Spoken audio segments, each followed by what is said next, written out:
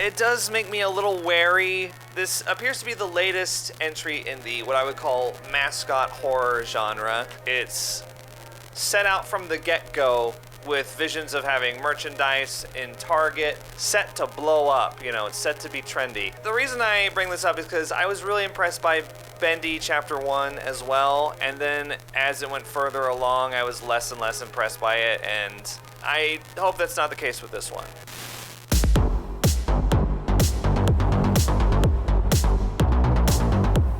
Terrible things have happened. Where do I even begin?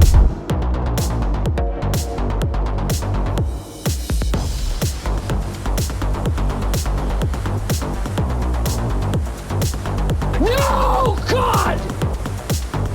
No, God, please, no! No! No! No!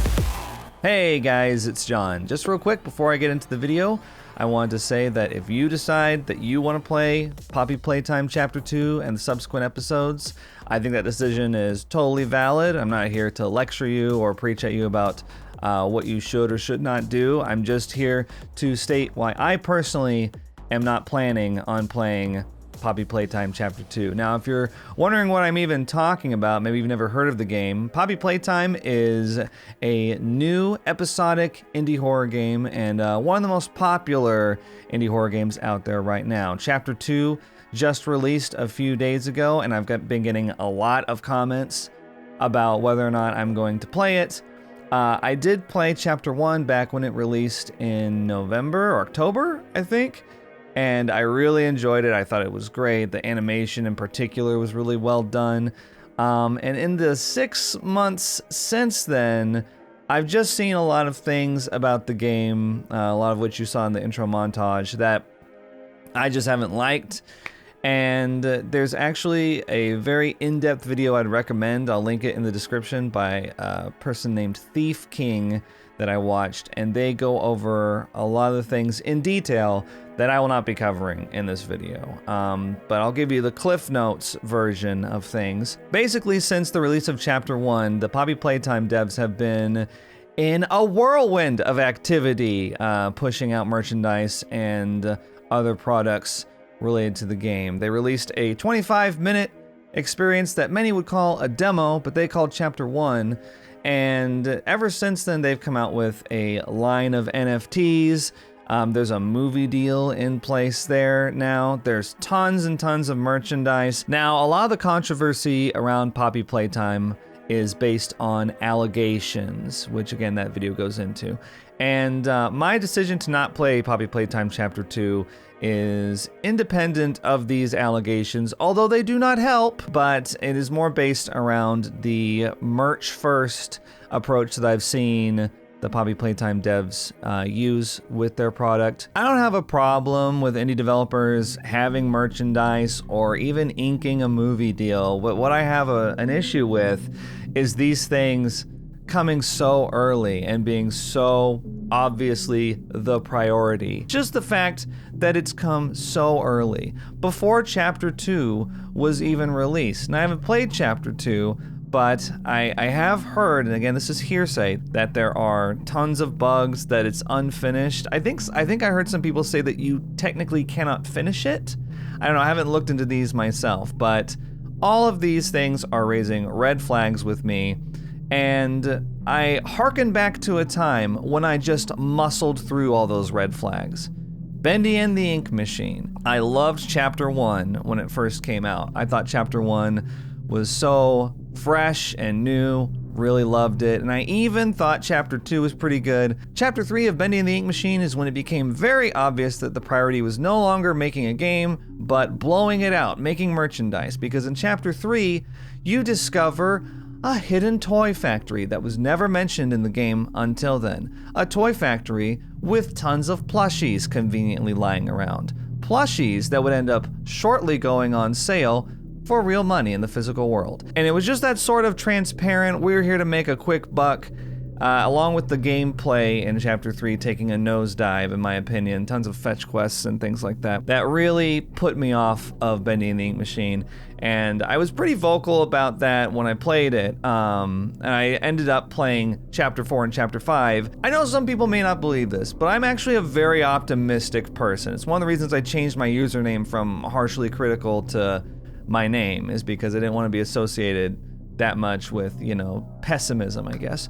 And I'm actually very optimistic. And so I kept playing Bendy and Ink Machine because I was like, maybe it's gonna blow my mind at the end. Maybe it's gonna really pull the rug out from underneath me and they're gonna pull out all the stops. It's gonna be an insanely high quality, really cool, you know, like I saw the promise of in Chapter 1. And it never ended up happening. On top of that, I even gave their other game, Showdown Bandit, a shot, despite the fact that when they released Episode 1 of Showdown Bandit, there were already, like, action figures in Target. Now, if you don't know, they didn't make any other episodes of that game, because the merchandise aspect of the game, it seems, failed, and they just didn't go on with the rest of it.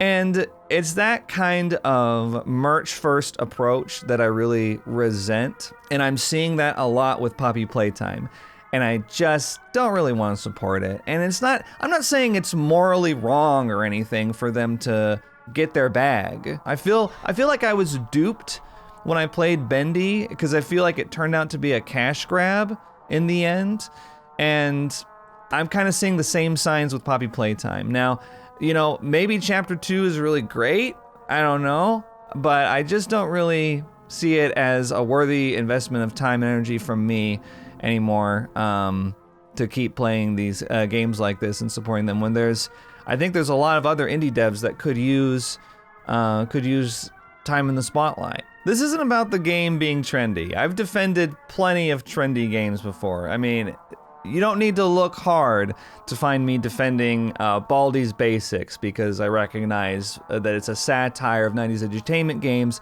like Sonic Schoolhouse. You don't have to look hard to find me defending Five Nights at Freddy's 1 as a modern horror classic. You know, I defend plenty of trendy games. I just don't really like the direction that this is heading.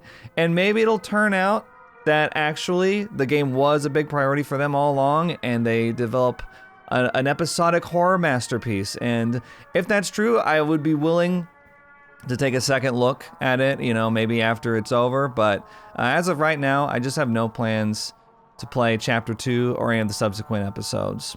Now, it's worth noting that the developers of the game did issue a statement/apology on Twitter. You can look at it if you want. I'm sorry, I just don't care at this point. Like I said, you know, read it for yourself and draw your own conclusions, but it just did nothing for me. It didn't change my mind about anything. Okay, just real quick, I want to address one part of this apology that I do take issue with. Actually, I thought I had nothing to say about it, but it turns out I do. This part right here. We have decided to donate all the money we made off of our NFTs to the Clean Air Task Force, which is an organization that seeks to decrease air pollution and advocate for the use of clean energy. Wow, what great guys, right? Except they posted this 6 months after they published the NFTs, and only after tremendous backlash, conveniently directly before Chapter 2's release, so they can assuage people's fears enough that they may consider buying the new episode, which, by the way, is twice as expensive as Episode 1, which they made free. It's kind of funny. They did a $5 Episode 1, but now Episode 1's free, so Episode 2 is $10. But anyway, that part's not here nor there. Basically, I'm just saying I don't like this because it kind of seems less like a genuine apology and more like an apology that they got caught. Their hand got caught in the cookie jar, and 6 months later they were like, oh yeah, sorry we took those cookies 6 months ago. Anyway, we got a brand new product if you want to buy it.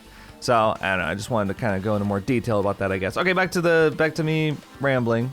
You know, with all that said, I am grateful that my channel is in a position now after doing this for 10 years, and my, I guess my mentality is in a place where I can afford to miss out on some hype. You know, there's not a whole lot of it that comes to the indie horror genre, which is the main category of videos that I cover here on YouTube. But I think I can afford to miss this one. I can afford to have a little bit of FOMO. It stinks because I know, like, those Poppy Playtime videos, I've seen the view counts. crazy. You know, would love to. I mean, chapter 1 did very well for myself. You know, so I definitely understand that I'm losing out a little bit by not covering the game. But I don't really feel like doing that. I feel like it would just I'm just tired of doing things I don't want to do on this channel.